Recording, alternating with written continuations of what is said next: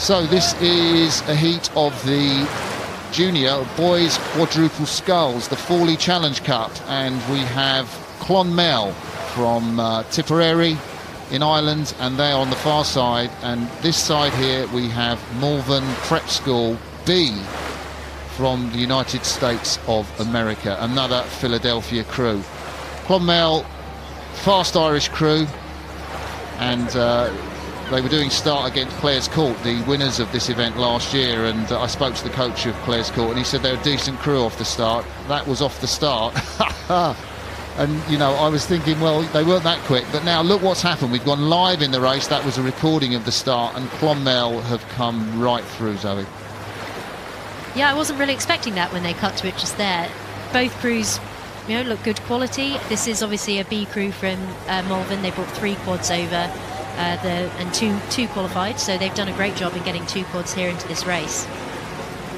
Yeah, there's some useful talent in this Irish quad, and the stroke of the Irish quad, Pat Keenan is the stroke of the the Malvern Prep School, but Mac Dundon, he was 10th in the European Juniors. He sculled in the Irish quad there.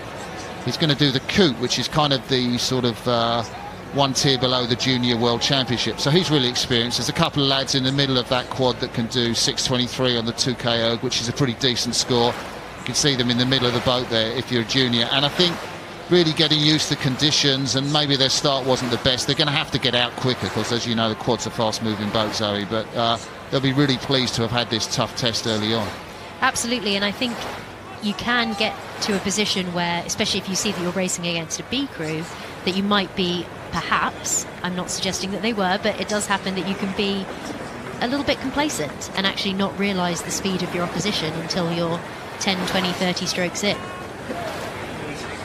So there's the crew from Clonmel Rowing Club, Ireland, and they're located on the River Suir in Clonmel, County Tipperary. As you will know if you row in Ireland, Irish rowing on a real high at the moment following the silver medal success of the O'Donovan brothers in the Rio Olympics.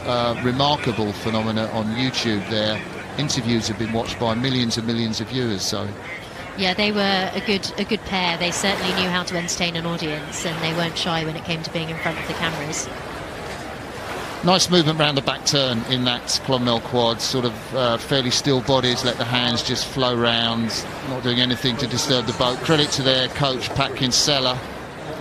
Yeah, and if you look at the timing of their legs as well, you can see how well timed not only is their blade entry, but also actually the way they're pushing their legs down together. They're really well coordinated, really well timed through the middle of the stroke as well as at the start of it. So if you switched into this race early on, you'll have seen that the Malvern Prep School B crew will have led straight off, but when we switched the live pictures, and the Clonmel crew, their power in the middle, those 6:23 on the ergs, actually 2 boys within 0.1 of a second, 6:23, 6:22.9. Their power told, and they're coming up to the finish now, the Irish quadruple.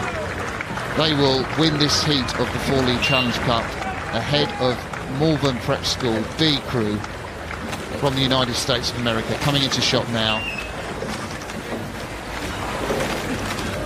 I don't think Clonmel knew where the finish line were, because they looked like they were still rowing hard about 7 or 8 strokes afterwards. I missed that. You can see the pain on the face of Andrew Butler there, the 3-man. He's got his sunglasses on top of his hat. We say thank you for a great race, rowed well through there, Clonmel.